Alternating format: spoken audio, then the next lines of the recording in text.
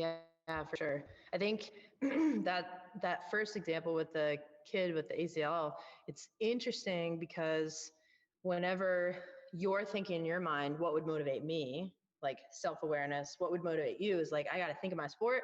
I got to think about getting back to things. I don't know if you're a goal-oriented person, but it sounds like it. So like some people, they're goal-oriented personality-wise, like that's what they're after. Other people are experience-oriented.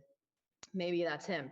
I want to be part of a team. I need to be social. I want to be a part of something bigger than myself. I don't know, whatever. So like talking about soccer is so hard because now I don't have my social. I don't have my experience. I don't have like the people around me that I want. So then it's hard versus like soccer. Yeah, like let me get back to it. Let me be motivated. So that's awesome that you picked up on that and like, hey, I need to take 20 minutes. I just need to sit with this kid and I need to be with him because that's what he needed in the moment. And it's hard because like I would say I'm a little bit more like you. Like in my mind, I'm like, I just got to use soccer as a motivation, and because that's how I would be motivated to get back.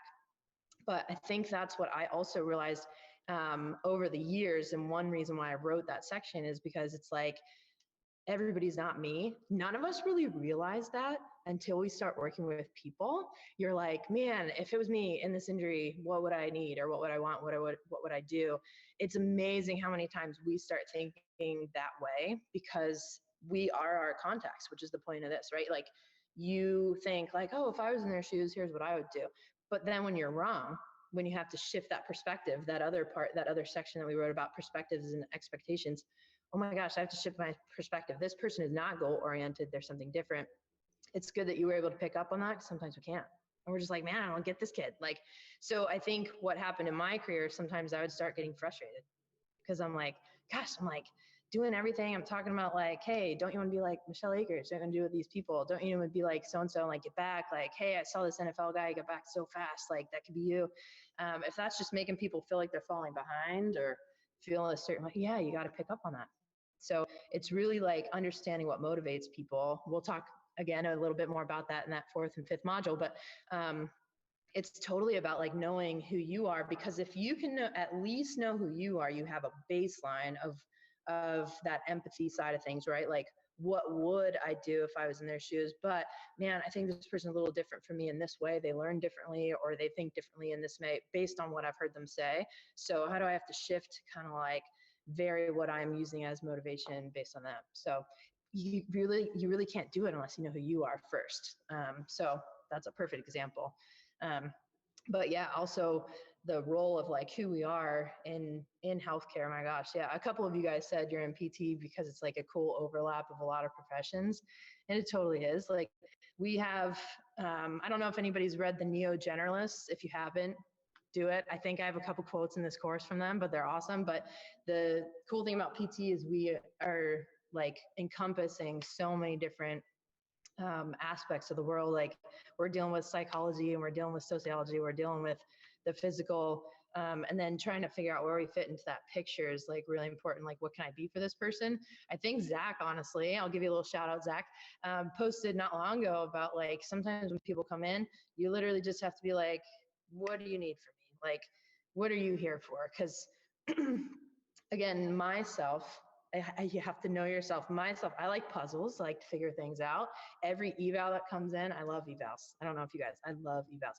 Because when an eval comes in, you're like, oh, this person in front of me, like they've got some pain, let's figure it out. I want to know the source, the contributors, like who's, causing this. And like my big reveal is like, here's the things that we can do for you.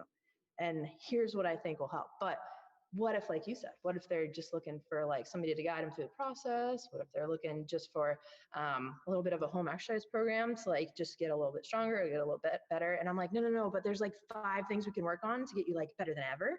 And they're like, no, I just want some elbow exercise.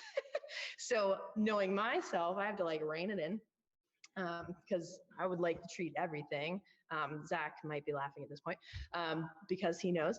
But if you can, like, again, know yourself, you're like, all right, this is not about me. It's actually about the person in front of me and what do they need from me? So that's probably one of the best questions you can ask when people first come in is like, what are you actually looking for from this experience? So yeah, totally. Awesome. Anybody else have anything from that section? One of my former CI used to say, Listen to your patients and they'll tell you what's wrong with them. Listen to them longer and they'll tell you how to fix it. So I feel like that kind of goes hand in hand with what you were just saying. Like sometimes I do it too. Like I'm like, I think we need to do this. And they're like, no, I don't want that. And so you just need to kind of fix what they ask you to fix. But it's also funny that we were just talking about the you motivate your patients as how you would want to be motivated in a sense, at least initially.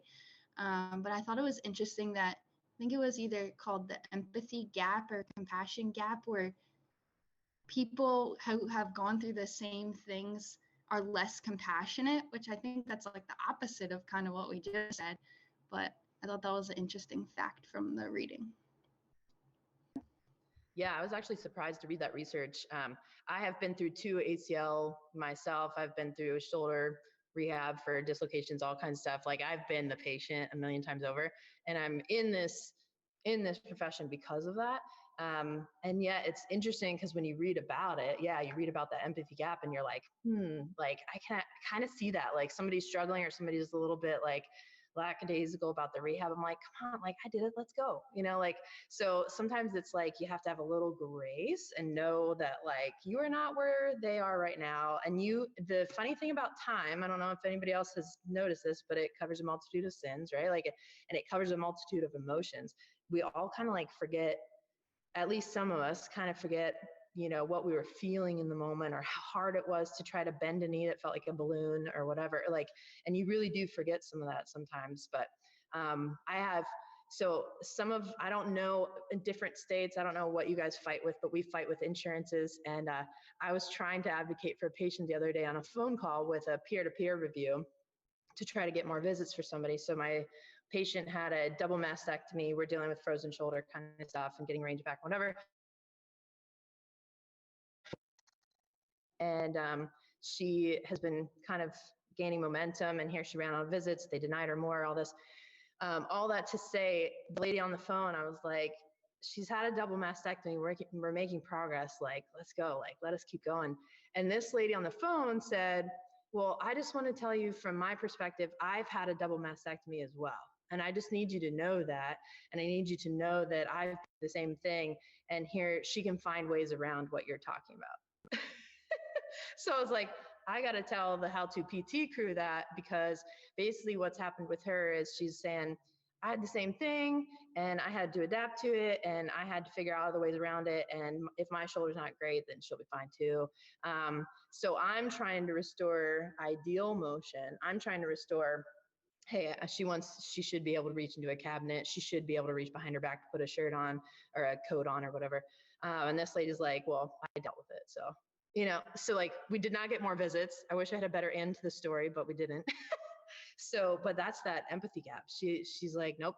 So I do think that's important, that if you're dealing with patients with stuff that you've been through, just kind of realizing that research, and just knowing that like it's a possibility that you're being a little harder on the people that have been through or that are going through what you've been through. So I thought that was helpful for me anyway, to just kind of like know about that too. So yeah. Anybody else? Anything? What I found kind of what related to me was what kind of stops me in my tracks, or like when I feel like I have something going and then I just all my confidence goes out of the window, is people with a tougher personality. So I feel like a lot of people, you come in, you try to find that one thing you can relate to them about, and you kind of latch onto that and you can really grow that relationship. But then I think everyone can kind of relate to having someone who's maybe a little combative, or they come off just a little bit like they want to be there, but they want you to be their fix, right? They don't realize that you're only an hour or two of their week and there's a bigger picture. So I think something that I related to, and something that's almost one of my weaknesses, is dealing with people who have a tougher personality, or we both have strong personalities, or personalities that don't match, and that kind of throws me off my game a little bit in terms of treatment, because they're either always, hassling me for answers or whatever the case may be. I really reflected on that after, especially with the self-awareness and the compassion and the empathy. That's something I really reflected on after this module.